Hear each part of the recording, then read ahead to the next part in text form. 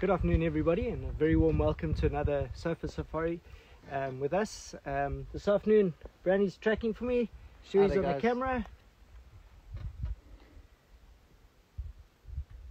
So again, we encourage you guys, ask us questions, interact with us. We'll try give as many answers as we can for you. So this afternoon, we've been on a bit of a mission. You can see Brandon's still a bit red in the face from the amount of mileage he's been doing on foot this afternoon. So we've been on a bit of a mission to try find Tlangisa. She had her cubs on a kill the last few days, and which means now she'll change her den site. And since that time, we haven't had any luck in finding the den site. So for the last couple of hours, we've been on a bit of a mission to try find her. We haven't been lucky as yet. However, come on that journey with us. We're going to keep working the area to see if we can get any tracks of her or any signs of where she may be. But yeah, it's a beautiful afternoon out here. Winter afternoons this time of the year, absolutely fantastic. So let's go enjoy ourselves and see what we can find.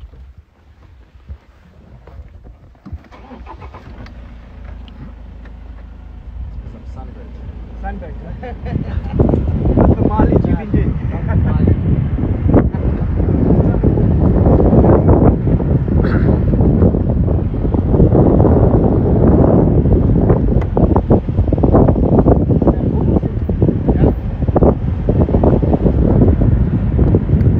So right off the bat there, guys, a question for you. How many successful litters has Tlangisa had? Successful litters, Granny? This will be, well, if we're talking about where she's reared them to the point where they're solitary, I think this will be 4. Fourth one, yeah. We've got Sasekile, Basile and Kokavela. Yeah. The other female that was seen down south and has moved north, that's 4 that we definitely know of. Yeah. So I'd say 4. I'd say about 100% 4 litters that has got to adulthood. Obviously, they have moved out of these areas, so when they reached the nomadic stage, 3. Yes. It's the one that was she became solitary. She got killed outside River. Sasekile, yeah. And then there's the second one which moved to Elephant Plain. That's right. Yeah. And these 2. So and then 3 litters then. Thank you, Brandon. Pleasure. My girl.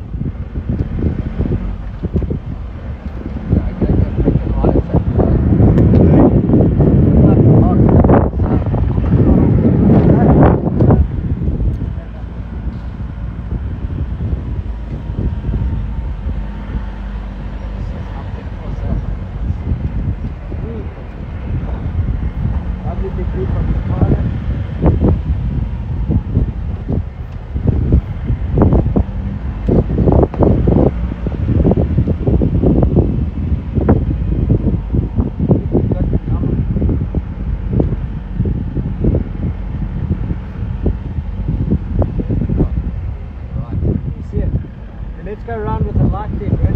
See if we can pick it up.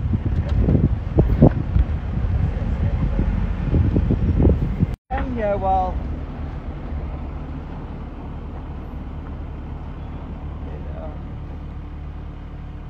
Got them on the screen. There you go.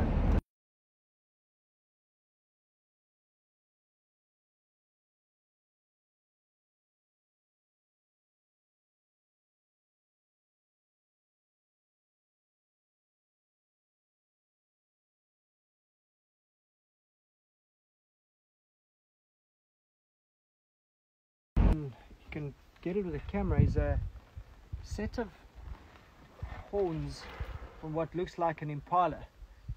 So while he was walking, the next thing I think surprised him was a huge croc that quickly went back into the water. So there's a very good chance that a crocodile killed this impala. And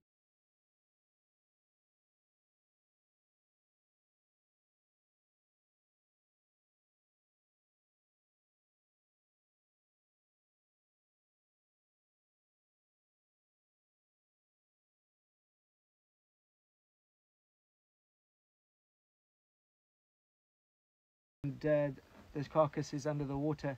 It's obviously tempting to try to see how much of it is left there, but we don't want to go messing in the water with a potentially massive, huge croc. Looks like 1 or 2 hippos there, Brad. Looks like 2. Yeah, I'm not the one volunteering for that job. You sure? Yeah, somebody that's closer to retirement, Stuart. Why are you saying I'm expendable? Definitely. So yeah, with crocs, you know, there's a perfect hunting place for a crocodile. They camouflage right at the edge of the water. Obviously animals this time of the year, being winter time, will naturally come drink at well-established water holes, and it's a perfect hunting spot for a crocodile, using their tail or sudden launch to be able to grip their prey. Sadly, this impala was the slow one, and the croc will pull them under, sometimes often wedge it, and as the meat starts to rot, they'll break pieces off. They'll actually come to the surface and swallow huge chunks. They've actually got a flap called a gular flap that actually stops the water from going down into their lungs or their windpipe while they swallow. So we'll see. Maybe we were hoping that croc, after it went back into the water, would come back to the kill.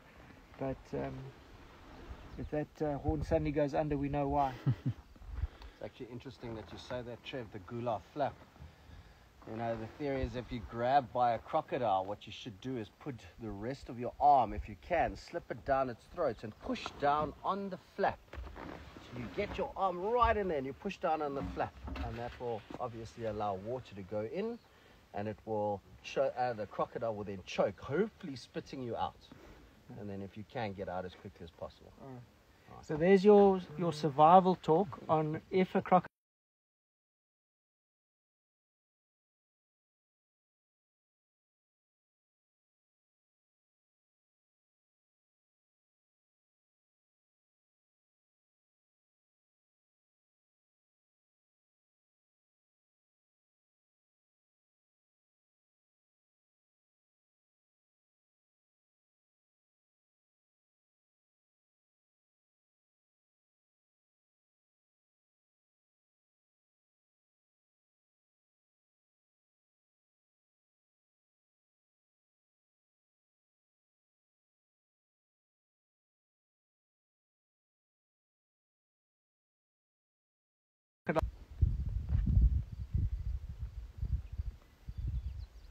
You know, often when we're tracking or looking for a specific animal, if we don't have any fresh tracks to work with, often it's not a bad thing to sit quietly and listen for alarm calls, whether it's birds. We've got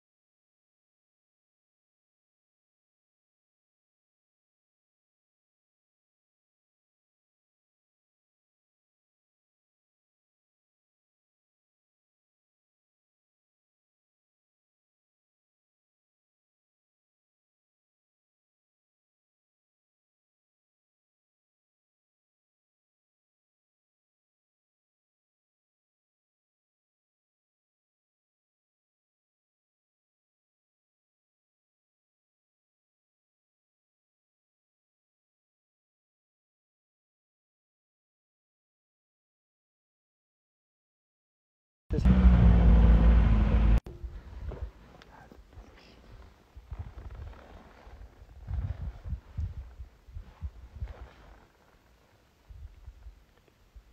Really nice big group of impala.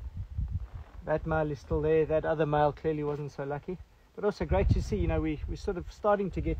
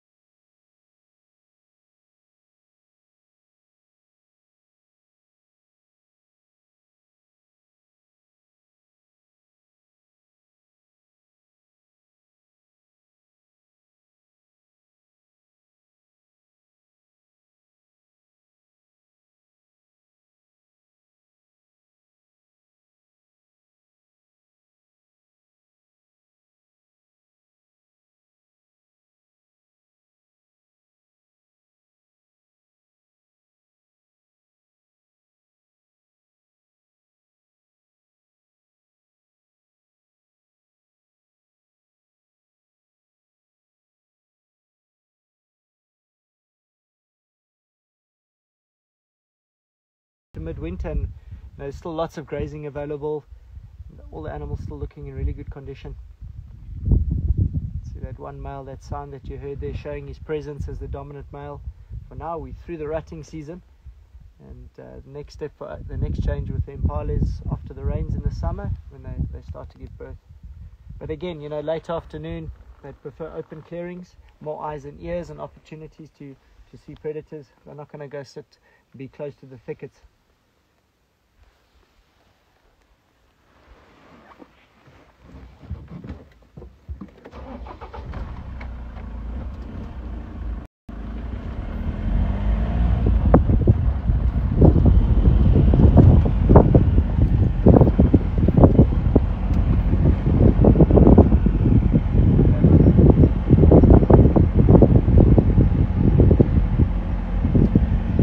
Hopefully the signal's improved now. We've come out of that drainage line.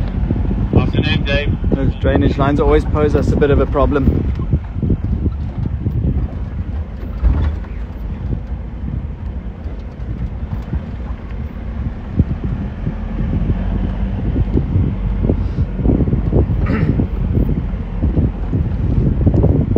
Apparently survival techniques and methods is a hot topic. It seems quite popular, guys. See, Brandon, so now that you've started with this theory on defending yourself from a crocodile, what's next? What I was hoping Stuart Proving these theories. It almost sounds like you spoke from experience. It started to worry me a little bit.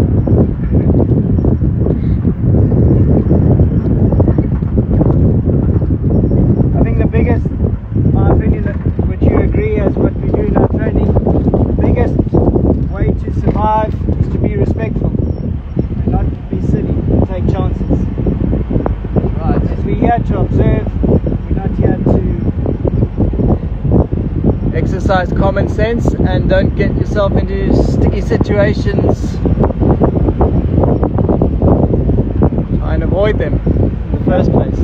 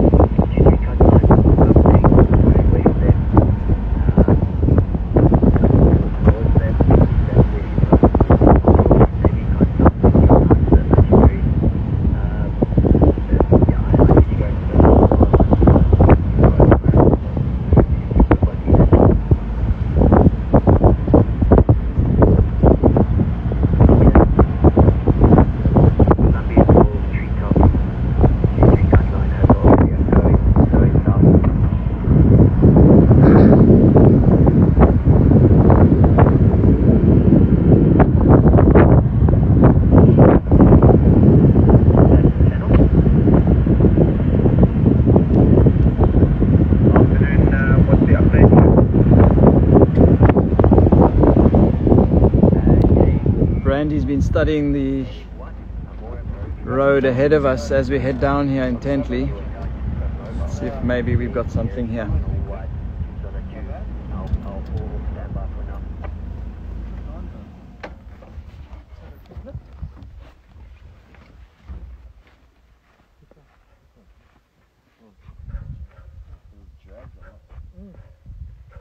The tracks that we're looking at, what the initially looked potentially like a drag mark. We've had a closer look now, and it seems like possibly a very large hippo that's dragging his feet a bit. But these are little signs and clues that can add up, that could potentially find something really good for you. So that's just a hippo that's walked across the road. You see us, when you first look at it from a distance, you can see from here that it looks like something being dragged. But at a closer look, you can see over here, that's the base of the foot. There's a toe. There's a toe over here somewhere. Yeah. There we go. There's his toe. And what's quite interesting is if you have a look at the path, very distinct paths. We're not too far from the river, possibly even from those hippos that we saw at the dam, and they follow these very distinct paths. What's also quite interesting, Stu, if you have a look here, when we're looking at a game path, you can see the grass in the middle here is still long. So this is mainly used by a hippo because their feet are quite wide apart and the middle part doesn't get trampled. You know, some other species, they cross their feet and it will flatten everything in the middle, where a distinct hippo path, often the middle section like that is still left open. Brand, is that a scent mark there? Come have a look here, guys. Stalk like a leopard. And a lucky bean. And a lucky bean. In the dropping. There we go. Sure. Lucky A for coral some. tree, eh? Yeah. So this little, people nickname it, it's from a coral tree, but this was in the, did you get it?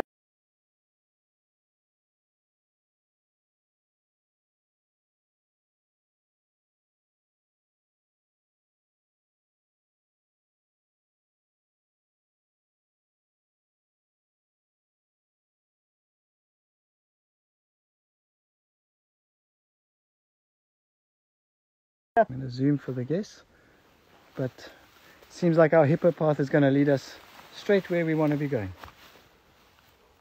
Oh wow. How's about that, eh? So you were saying about lucky beans. That's a lucky bean. That Very is the lucky lucky bean.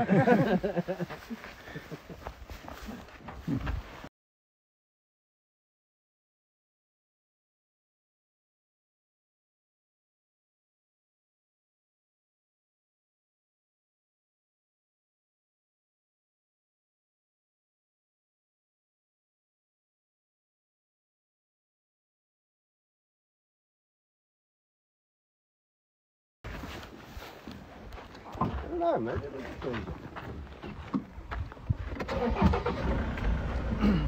So just what sounded like perhaps two elephants having an argument, and maybe it was their tusks coming together or something like that, but in actual fact what we think might happen here is that a leopard has climbed up a tree onto his kill or her kill. Donza, bro. Was it Donza? Maybe. Look at that. Wow. That was a drag mark. It was a drag On top mark. of the hippo. She just made it.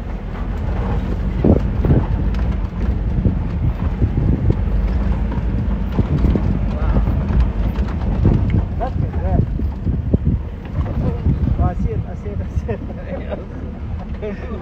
You would have gone flying. Look at that, everybody. Wow. Hyena as well. Hyena there under the base of the tree. I'm just going to do that for now. It's very thick in there, Brand, just in case the cubs are there.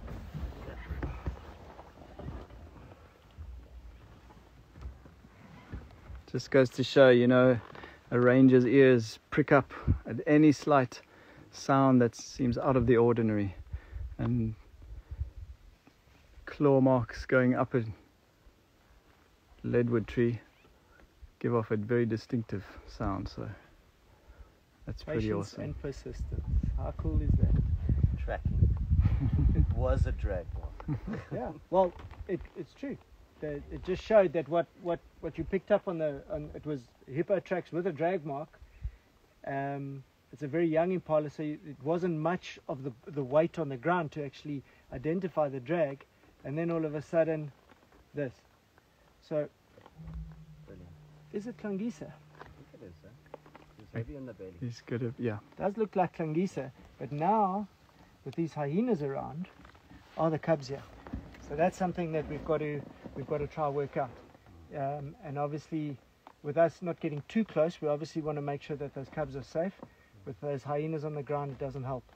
But so exciting in that, again, like I was saying, all got to do with Stewie's lucky being that passed through a hippo, but standing there quietly, we had no tracks.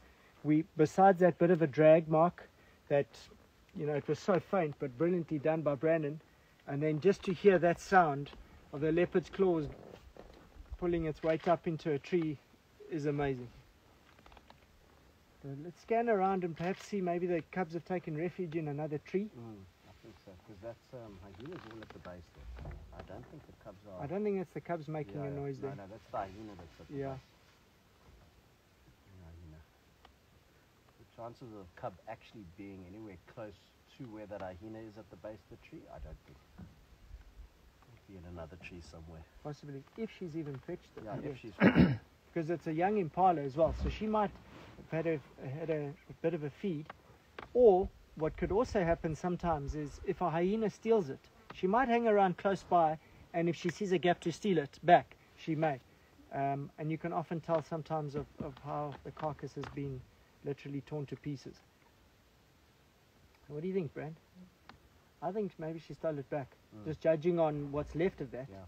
And when she's already got hyenas around her and hassling her, sometimes she might not even bring the cubs there because it might be too dangerous. She's an experienced mom. She's very good. So she's not going to risk her cubs. Definitely, yeah.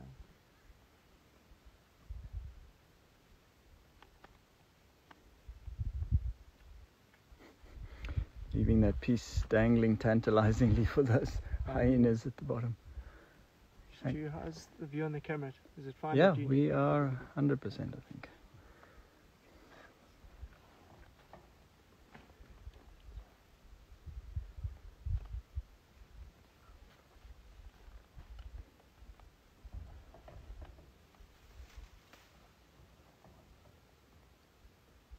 That was definitely Klangisa.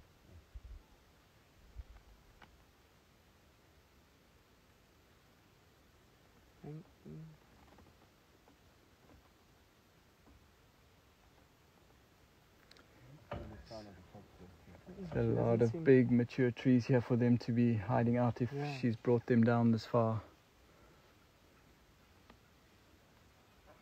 And see how she's plucking the fur off just to open that section up, but just judging, it's a very young impala. But I do think that she's managed to steal it back. There's not much left there for how fresh it is, and oops, what?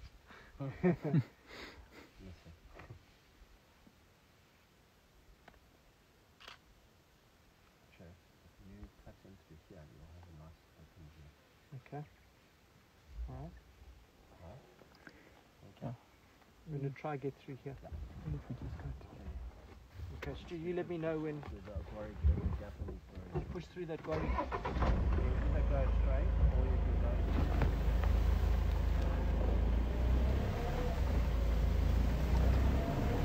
Keep going.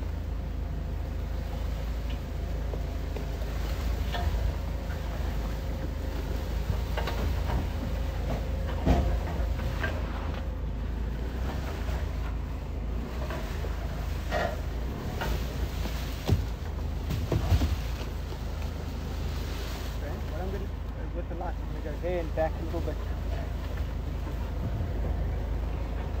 How's that, Stu? How you get there? It's a diker, it's not an impala. Is it a diker? You can see the... Is it a diker or a skin? Not sure. It looks like a diker. It's a skin.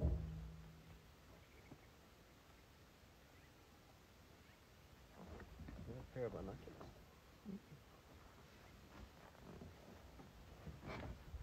Just shows you, with the leopard being able to hoist,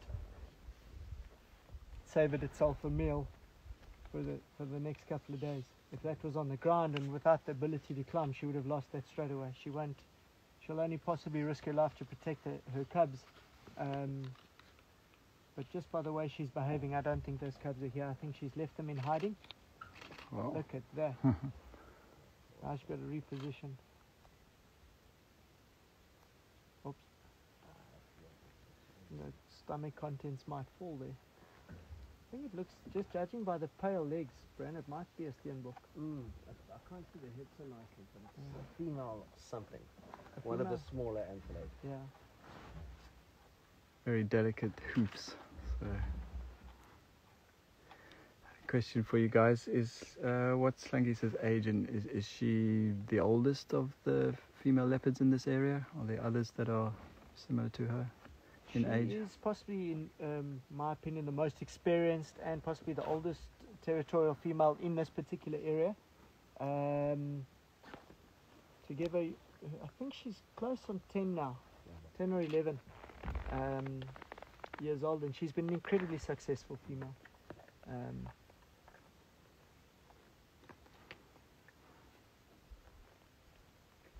You know, it's always such a privilege to watch her over the years, and you start to see how clever she is and how she applies her experience. We see it with the way she raises her cubs, the way she goes about marking territory, fighting off or keeping other females out of her territory. So now that we can see, folks, if you are wanting to know, it is a steenbok, which is one of the smaller antelopes around. Similar coloured legs to an impala, and now that we can get a better view of the other side, it is a young steenbok. Male steenbok.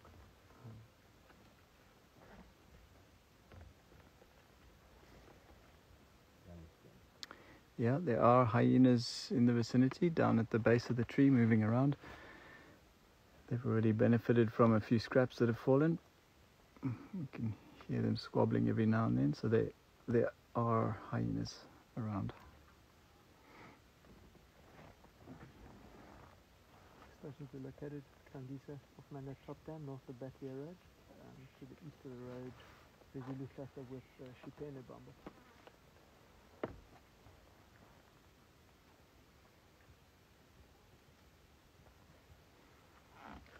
Her claws are extended as she's holding the meat. Beautiful. Say again there, Brandy? So Stu, I don't know if you can zoom in, but she's got her right foot, paw. No problem, Tendo. All her claws are extended, You can make your way and straight she's in and holding see and us off the road. manipulating the kill as she's feeding. And it's quite awesome to see at how far the claws extend out.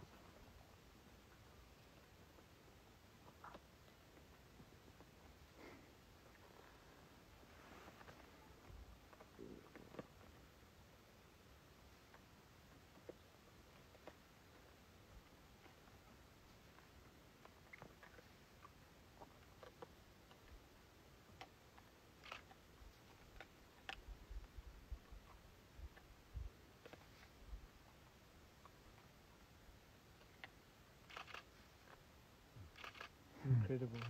Huh? Such beautiful light on her.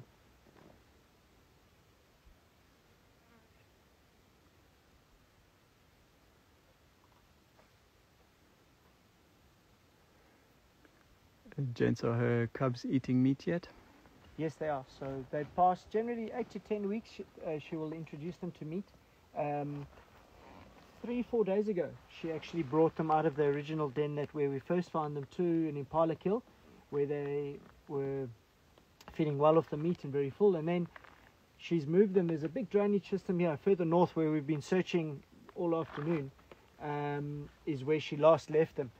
So we've been tracking and looking for her, and you know, her tracks are up and down this drainage line a little bit, and we managed to find her like this, which is absolutely amazing. Lucky bean. Thank goodness for the lucky bean, yeah. Thank yeah. goodness for the lucky bean. We're going to keep this in our sofa safari kit.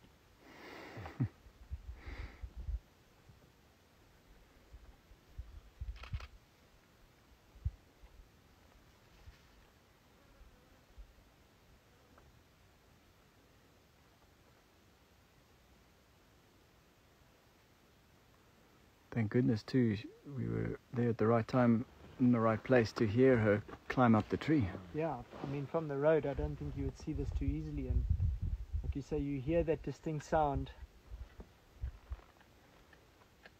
and that naturally gets you excited, and thank goodness actually that's Stuart's been very humble. Yeah, this was completely Stuart putting the sound to what actually we found. It's a chain bit of teamwork. There's a chain of events, really. Yeah, with Yeah. that track in the road. Yeah. Finding the lucky bean, and Yeah. then hearing the leopard climbing up the tree. Yeah, I didn't even get to speak about that. No. So he's lucky because these lucky beans are actually poisonous. So you should never ingest it. Yeah. But thank goodness he passed it through. And I was about to say, when Stuart was walking low with the camera, I said, "Oh, he's talking like a leopard." You actually did say it. Yeah. Did I say it? Yeah. Yeah. I don't know if you want to carry on with the hippo story, or we've kind of moved on from there now. When a hippo passes through a lucky bean, make sure you stick around because something's going to happen. I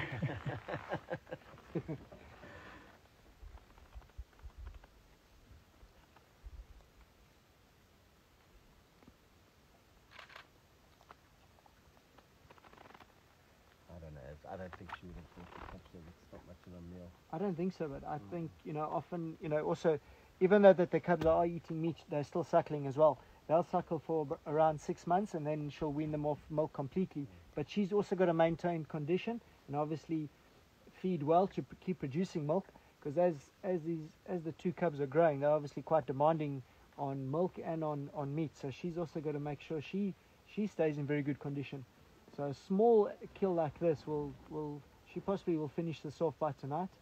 And again, because the hyenas are here, I don't think she's going to risk bringing these cubs. She's just judging by her body language, the way she's behaving. I don't think those cubs are here at all. I think with the hyenas here, if those cubs were here, she would possibly show a lot more anxiety in her body language. She'd be watching the whole time just to make sure those cubs are safe. I mean, years ago, it actually was with Basile and Cocobello were cubs. She had the cubs at a kill, and the one cub was in the tree, and I don't think she realized the one cub was at the base. And this hyena came in, and we all sort of froze to think what is going to happen. And the next thing, she launched out the tree onto this hyena and gave it a serious beating to defend the cub. Those vultures nesting there, Brad. Oh, I was just about to say. A little bit of get together. Oh, she's using her carnassials to crunch through there. Huh? That's a fresh kill. She's killed that today. Yeah, it's still in rigor. Mm. Well, it obviously goes into rigor, and then it's after rigor, it's softened up a bit. Yeah. But don't feel too bad for the cubs, guys. I mean, she's feeding now. She's going to feed well and produce milk. So, the cubs are feeding on meat, and of course that is obviously preferable for the cubs now because it's going to help them grow really fast. But the fact that, she's left them in a safe spot, brilliant. She's feeding herself, she's producing milk, she then is going to give them takeaways. All right, via the wire. A good way of putting it. Via the wire. Oh, there they go.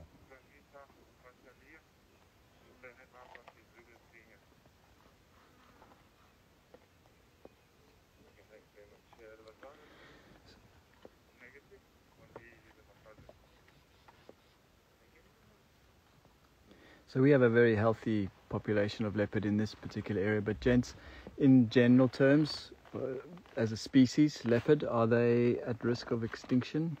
Where are they classified currently? Well, you've got different subspecies of leopards throughout the world. So the species that we're looking at here, Panthera pardus, which is our southern or African leopard, as far as what numbers go, I wouldn't say that they're in any danger of extinction. Not yet. However, as a population, they can, because they are such a secretive cat, we're lucky that we still have, well, Lucky hyena. we're lucky that there's still not large numbers of leopards outside of game reserves because of, if you look at Africa as a whole, especially countries like Namibia, etc., we've got sparse populations of humans, and in between that, obviously, you've got cattle farming and things, and leopards can live on farms, on smaller prey like steenbok and duiker. Very adaptable. They are very adaptable. Unfortunately, they are prone to human conflict. So if they do happen to start preying upon on goats and dogs and things on the edges, on the fringes of human habitation, that unfortunately will then lead to persecution. But yeah, as far as a population in Africa, I don't think that we're in any danger of them going extinct anytime soon. I think a big drive as well in Africa, you know, with different cultures using the leopard skin as royal, and then, you know, that education of using synthetic skins instead of trying to hunt out the real thing, which is also education and well supported by that local culture, which is important. I think as reserves go, we're very fortunate in the Sabi Sands that we have a very good leopard population and have become habituated to the vehicles. Like Brandon was saying, they're very shy and elusive cats, and to sit like this with a leopard in the trees, and 20-30 years ago, you wouldn't do it, or wouldn't be able to do it. They would move off very quickly. So when we get sightings like this, it's always a privilege. You've got to keep on reminding yourself that this Yes. is actually kind of a natural Yeah. in a way. Because of what an elusive cat it is. I mean, we've learned lessons when tracking them, that even if you've got a sign and you're working to try find them, they can be almost impossible to find. Phew, such a regal look. Look at that. I'll put that lucky bean in my pocket next time I'm on drive. Sure, I'll give it to you. It's your find, boy. We just got to find that hippo that Excuse passed me? it. No, it's not. He found the lucky bean. He found the leopard. So you can have it. Okay, we'll share the lucky bean when we're on drive. There we go. We'll cut it. Okay. I think they have to be intact to work.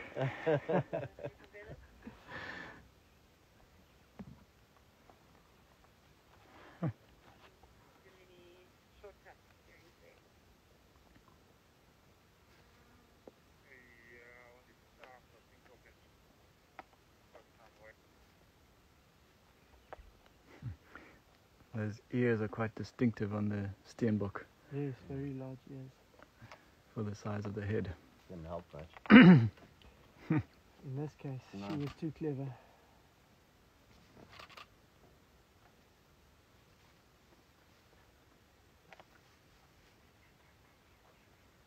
Probably talking too much.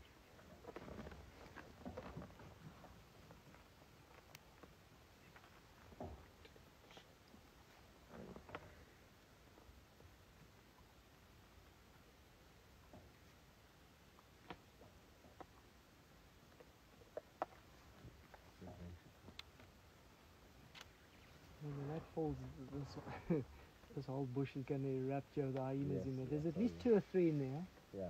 There's constant movement in there.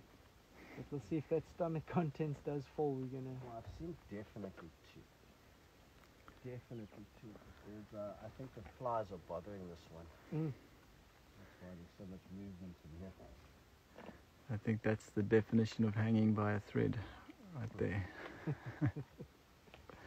Maybe Trevor, there's a question here. Maybe you want to speak to the issue of ethics with viewing of animals and how close we get and what's safe viewing distance and not just necessarily safe in terms of being in harm's way, but an ethical approach to viewing of wild animals, especially with our Ulasava Private Game Reserve.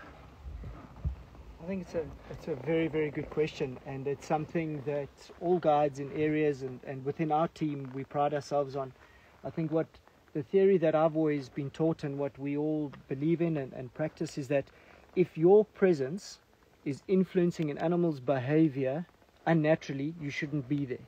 So to expand a little bit more in depth, when we are viewing animals, we are continuously watching for body language that would indicate to us, is that animal comfortable with our presence or not, and we need to react accordingly. That's why when we're on drive, our briefings about staying seated, being respectful in terms of our noise, those are all vital ethical respect towards the animal, because we're here to observe. We theoretically invading their area, but we're allowed to do it because of this. So over the years of good practice, that's what's allowed sightings like this. And as you can see, while we've been watching this female leopard, at any stage, she hasn't shown any issues with us. She would be behaving like this even if we weren't here.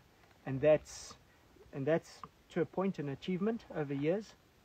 But again, we will always watch animals' comfort zones. We'll never put our guests in danger, or ourselves, most importantly. I hope that answers it clearly for you guys. We're here for them. They're Yeah. not here for us. Correct.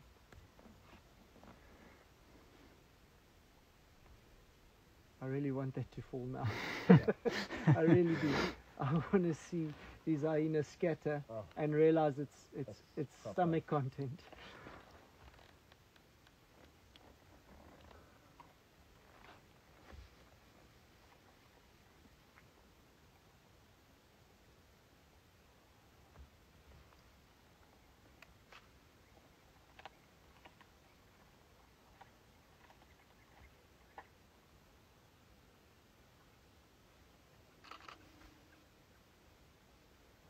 That's elephants, Brad. Pardon? You hear the elephants? Yeah. Amazing. Just look at her belly. Oh my Yo, goodness. she's very full. She's got Literally- a lot of milk for those youngsters now. too. Look at your takeaway. Eh? those mammary glands loaded with takeaway. McDonald's.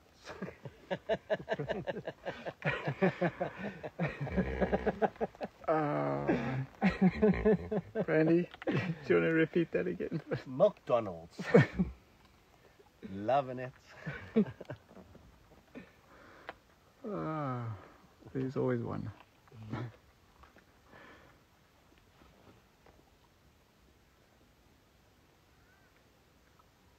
Sounds like milk. Mm. In the causeways. What's that? Back towards the causeway.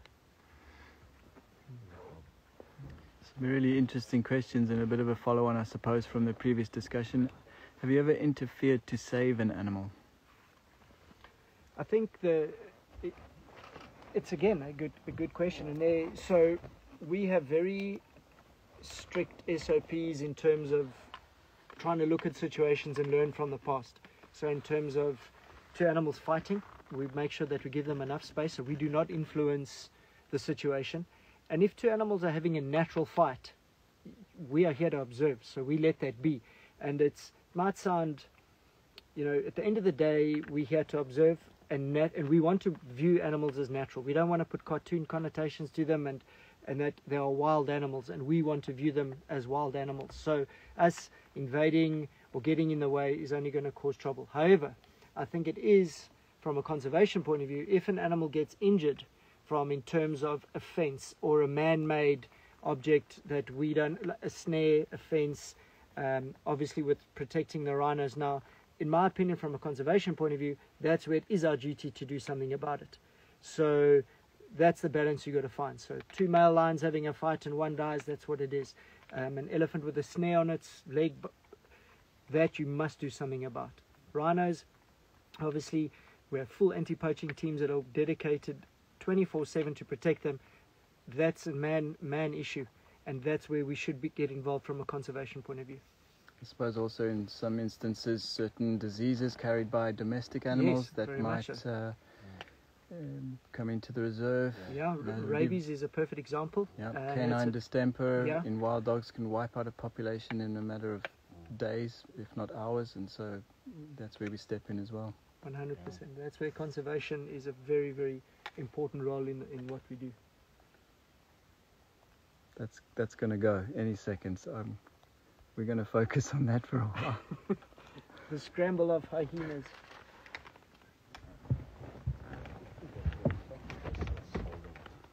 Maybe, The esophagus that's holding perhaps. it. Temba kan? That esophagus is a lot longer than it was before. I'm on the New Causeway. Okay, copy.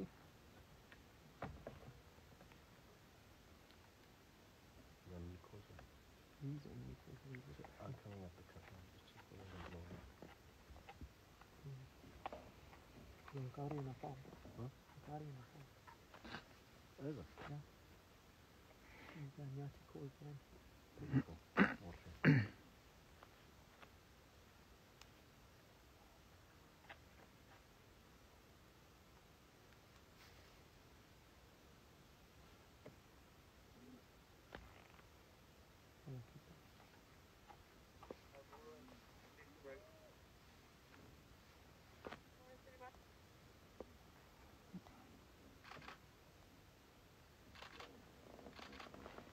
what we got here? Another hyena coming in from behind you, Stuart. Yeah. Hyena there. You can see it in the leopard's eyes. You just see how her body language changes. Exactly. You know straight away that something might happen. Look at that. Ooh. I don't know if we're going to get any of it. It's all happening in the thicker bush. Perhaps a foreign hyena or a more dominant hyena come running in here. The other two scattered. Hasn't been all that vocal. If it was something quite serious, they'd be very vocal if there was an issue. But maybe those first two got a fright, and then maybe they've realized that they're actually from the same clan. But we'll see now if they return. Look at that! Wow. Stunning. Possibly picked up when Chui zoomed in a little bit. There's the length of a leopard's whiskers. When she's head on, maybe the light picks it up again. So when she stalks, now as we talk about leopards being elusive and that stealth mode, the whiskers are almost the width of her shoulders. So when she's stalking down a game path or in the bush, those whiskers are going to touch the branches and the grass first, which would potentially cause her to make a noise. So those whiskers touching is not going to create a noise, but it will help her almost narrow down her stalk, as well as the back paw landing right in front of the front paw. So the front paw almost has the sweeping motion if there was grass or leaves and flattens, and then she'll lift the paw to allow the back paw to go right where her front paw was so that she can be dead silent. Where you compare like a cheetah or a lion, they don't have these big long whiskers. So it's very important for a leopard to, from a hunting point of view, if you look at the vegetation around us, she's going to try to get very close to her prey with a sudden burst of speed.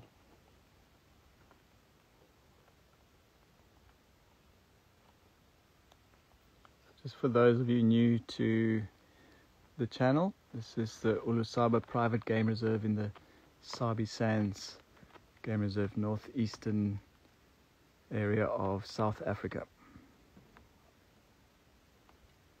She looks very uncomfortable. But I think she's eaten her full now. But what will be interesting there, Bran, is look, she takes her foot off now. See, her left foot is still holding it. Yeah. So she might need to reposition it. Maybe we're lucky and it's going to hook. Yeah. Yo, she's very full. Look at that. So you might want to secure this for later, and in so doing, maybe cut that Piece off for us. strand that is dangling there on a thread. Such beautiful light. Wow. You can see when a leopard stares like that, they literally stare straight through you. She's watching something behind us that you can just see by her ears and her eyes how she's focused on that. Maybe another hyena around. Or maybe she's looking at options of trying to get out of the tree now that she's so full. Wow. That light is stunning.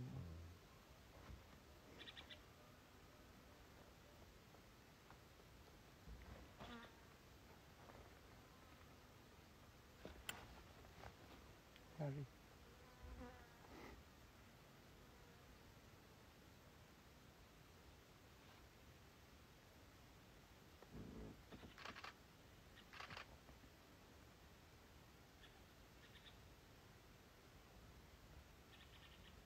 Yeah, there's hyenas there, man.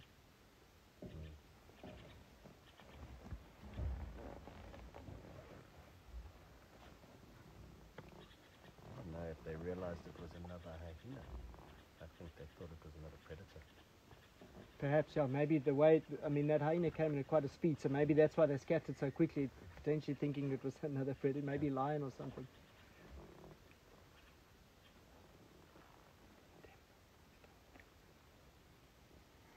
See what she does.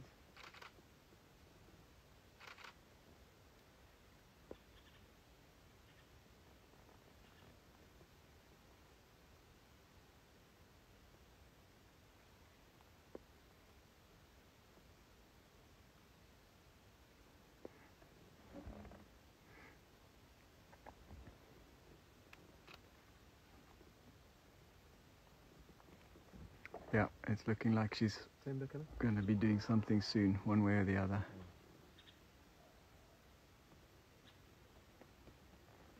Timber, timber, kind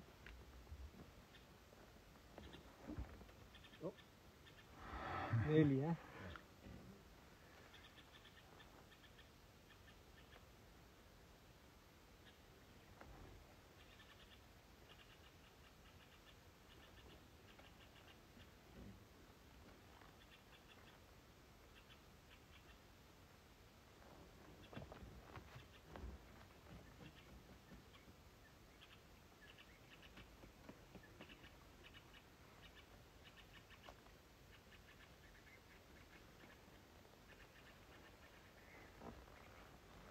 Some white-backed vultures. Sorry, yes, the otter and the tumbelin. The full lock should come up.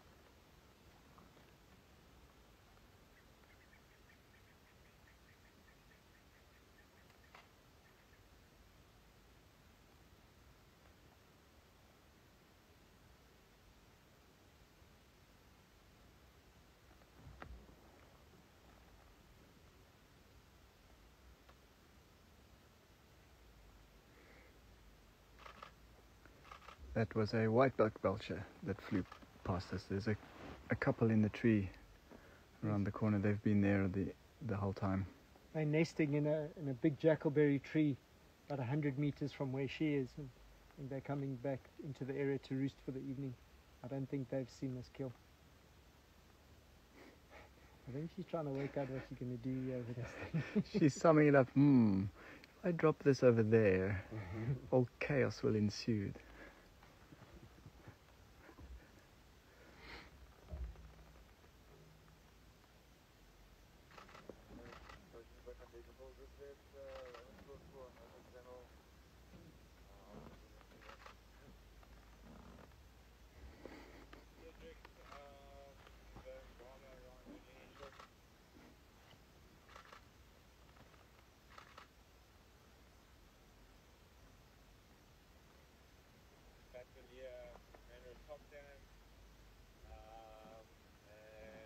Sounds like hyena's coming back. Yeah. Now's the time to drop that piece.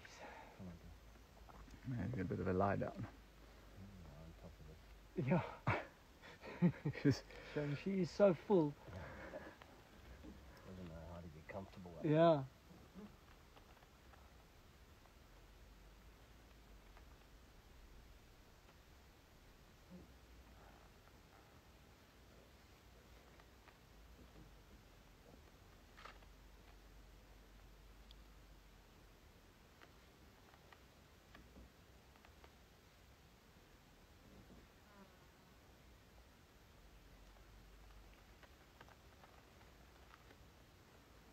Takes that paw off it, Brent. What will happen? No, I think it's actually wedged there, Trey. Is it on that by that dead branch on that Yeah. side? It's actually wedged. So she's just gonna tease. Oh. I'll just drop that.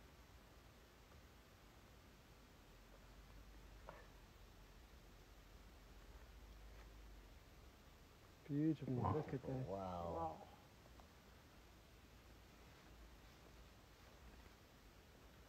Finally, There we're is going our to get. hyena showing his. Finally, we get a little bit of a view.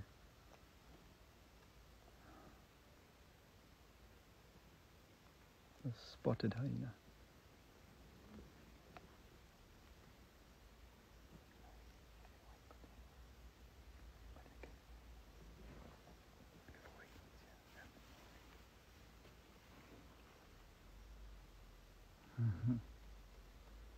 I'm going to focus on this. She's moving around, and anything can happen up there. Yeah, we don't want to miss what she might do here.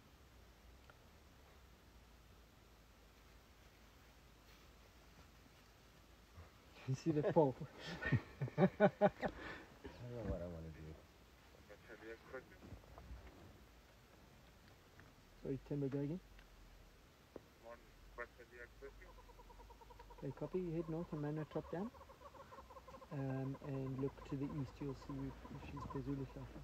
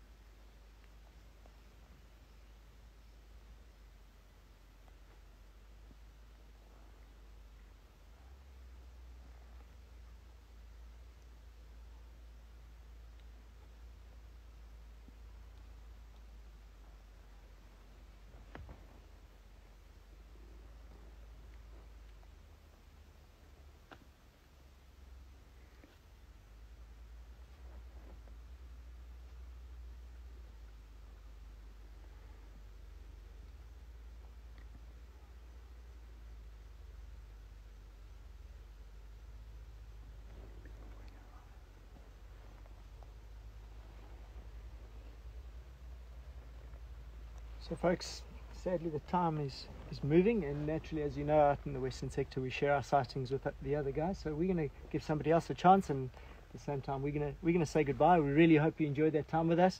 Our patience and persistence worked off, and we got to share such a wonderful sighting with you guys. Thank you for joining us and always supporting us, and we really look forward to seeing you next week. Stay safe. Hope to see you all soon. Cheers folks. Bye guys. Be safe and see you soon. Cheers, everybody. That was a special one. Hope you enjoyed it. See you this time next week.